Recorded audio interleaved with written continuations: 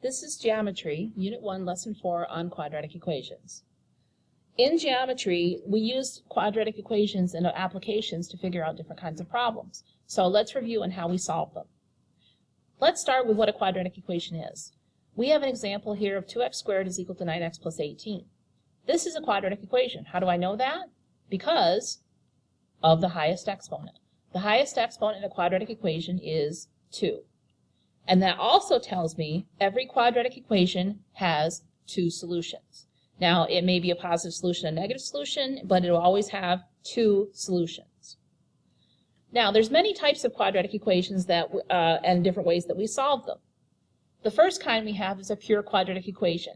It has no linear x term. For example, if we saw 2x squared is equal to 18, there is no just x term. There is no x to the first power in here at all. Now, when you solve a pure quadratic equation, all you have to do is to get the x squared alone on one side and use your operations to do that.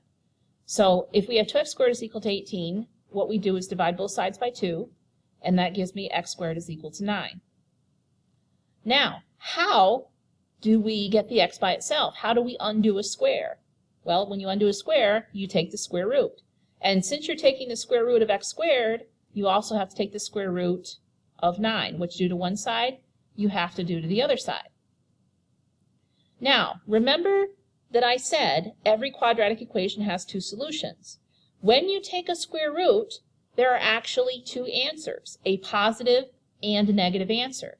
So we tend to use plus or minus in front of the square root. So this is going to be x is equal to plus or minus the square root of 9 is 3.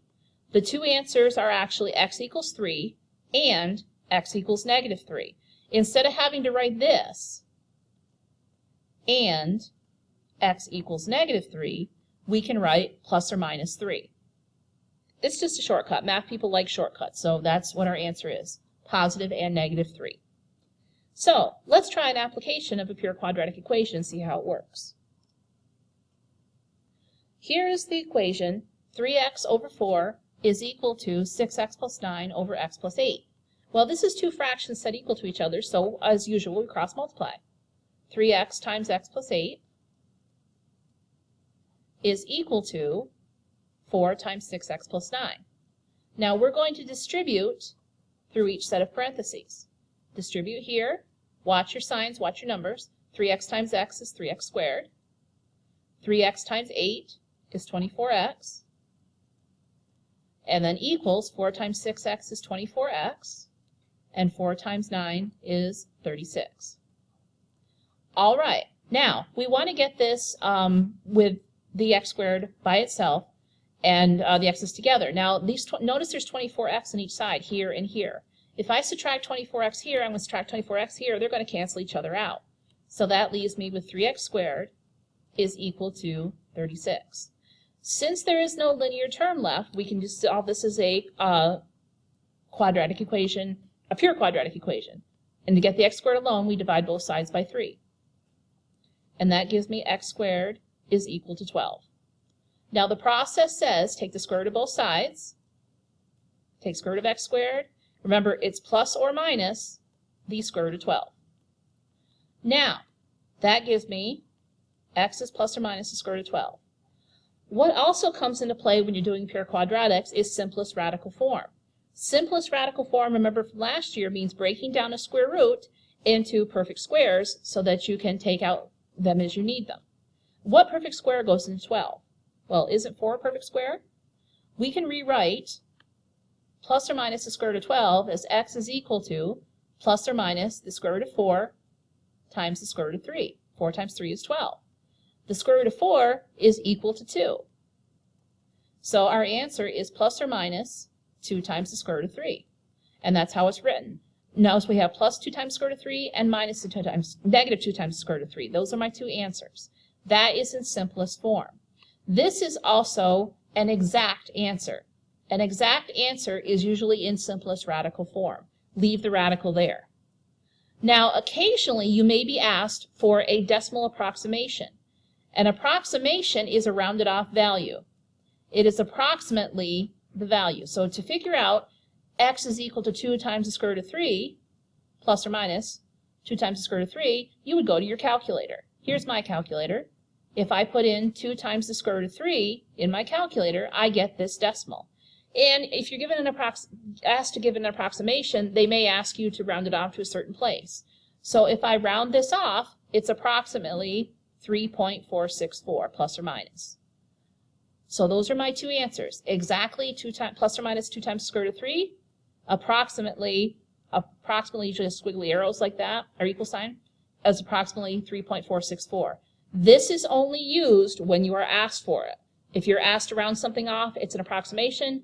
If it's not, it's exact, and leave the radical in it. Now, what if we have a linear term in there? So we have a trinomial or we have some kind of linear term in the quadratic. We can solve it by factoring. Now, the important parts in solving quadratic equations by factoring is, first of all, to put the equation in standard form. Standard form means, again, highest exponent first, descending order. So it looks like this: ax squared plus bx plus c, and then it's also equal to 0. All right, a, b, and c have to be constants. They have to be numbers, the coefficients. There has to be a squared in it, so the a value cannot be 0, or else it wouldn't have a squared. So highest exponent first, descending order, equal to 0. The next step is to factor, factor, factor. However we wanted to factor depending on how the problem is set up. And then set each factor equal to 0 and solve for x. So let's practice this. We did a lot of these last year, so it should look fairly familiar. X squared minus 6x minus 16 is equal to 0. That's a trinomial. Is it in standard form? Let's see. X squared, x, constant value equal to 0? Yeah, it is. Now, so my next step is to factor this. Well, this is a 3-term trinomial. The coefficient is 1, so that means we're going to double reverse FOIL it. X and x. Now, the factors of negative 16, we know have to be plus and minus. And then the factors of 16 that give you negative 6 would have to be negative 8 times 2. Negative 8x plus 2x is negative 6x. Take each factor and set it equal to 0. X plus 2 equals 0. X minus 8 equals 0. Do not skip this step. You can do the rest of it in your head, but you have to have this step to show that you're setting each factor equal to 0 so that you can solve it.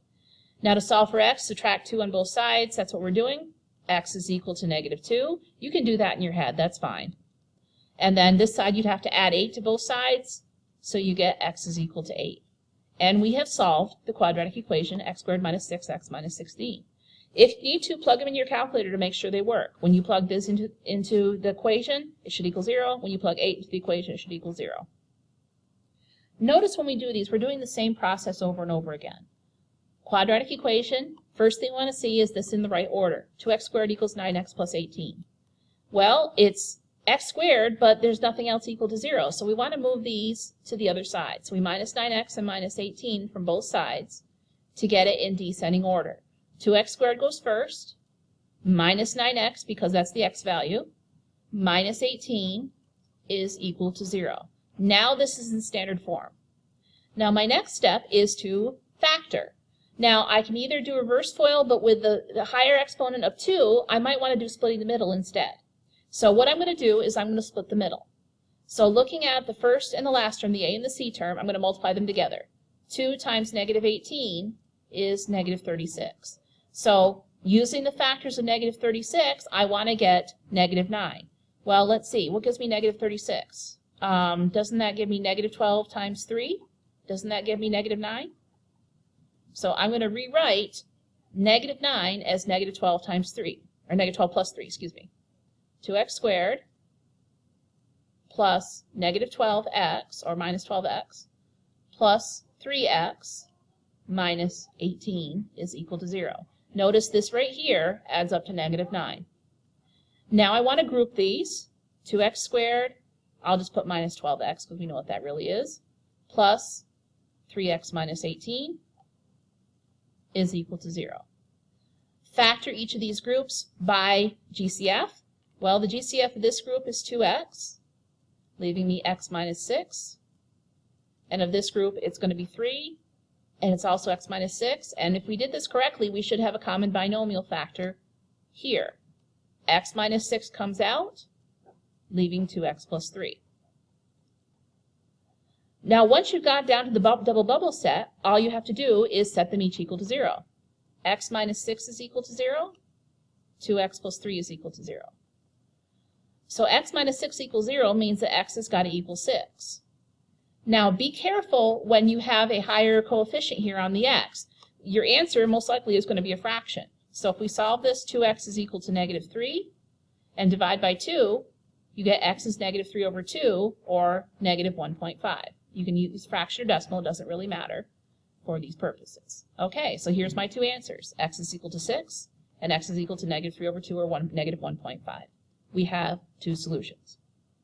All right, we're back to two fractions set equal to each other. Cross multiply is your friend. Be very, very careful when you cross multiply, however, these two binomials, because use your parentheses. It's 2x plus 3 times x plus 2 is equal to, cross multiply the other side, 2 times 5. How do we multiply 2x plus 3 times x plus 2? It's got a FOIL. 2x squared plus 4x plus 3x plus 6 is equal to 10. Okay, combine your middle terms. 2x squared plus 7x plus 6 is equal to 10. Now, this is in descending order. However, is it equal to 0? No, we've got to get it equal to 0 first. So minus 10 gives me 2x squared plus 7x minus 4 is equal to 0. Now it's in standard form, and we can split the middle to solve this, or reverse FOIL if you want to do that. You could do it either way. All right, so I'm going to multiply 2 times negative 4, gives me negative 8, and my factors of negative 8 that give me 7 would be 8 plus negative 1 is equal to 7. So let's try that out. So I'm going to rewrite 7x as 8x plus negative 1x minus 4 is equal to 0. Group it, 2x squared plus 8x plus negative 1x minus 4. Watch your signs there when you do this. Factor each group by GCF. 2x squared plus 8x has a GCF of 2x, leaving x plus 4. Now here, remember I want my common binomial to be x plus 4, so I have to factor out negative 1. And that'll divide this out to give me x plus 4 as my common binomial. The common binomial comes out, x plus 4, this and this come out, leaving 2x minus 1 is equal to 0. Now, the next step, I've got my two bubbles, set each bubble equal to 0, x plus 4 equals 0, 2x minus 1 is equal to 0, solve for x is equal to negative 4, subtract 4 on both sides, and then add 1 to both sides, 2x is equal to 1, divide by 2, x is equal to 1/2. So there are your two answers. All right, last problem. 6x squared equals 4x. Let's follow our same pattern. We want this in standard form, so we want it equal to 0, descending order, highest exponent first.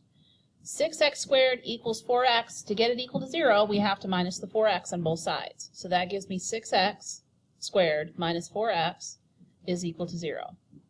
Now, we can, if you notice here, 6, 4, and 0 all divide by 2. Why don't we make our numbers smaller, make our life easier? Divide each one of these by 2. You don't have to, but it makes your number smaller. It'll work. So 3x squared minus 2x is equal to 0. Now we want to factor this. Does this factor by double bubble? No, it doesn't, because there is no third term for reverse FOIL, and it's not perfect squares, so we can't double bubble it. However, what is my GCF? My GCF here is x. If I factor out the x, that gives me x times 3x minus 2 is equal to 0. Very easy to overlook that. Now, the reason you have to be careful on this is because one of your factors is x. So when you set it equal to 0, x equals 0 will be one of your answers. If you plug 0 in here, 6 times 0 squared is equal to 4 times 0, it works. So 0 is one of your answers. The other factor is 3x minus 2 is equal to 0. Solve for x, 3x is equal to 2. Divide by 3, x is equal to 2/3.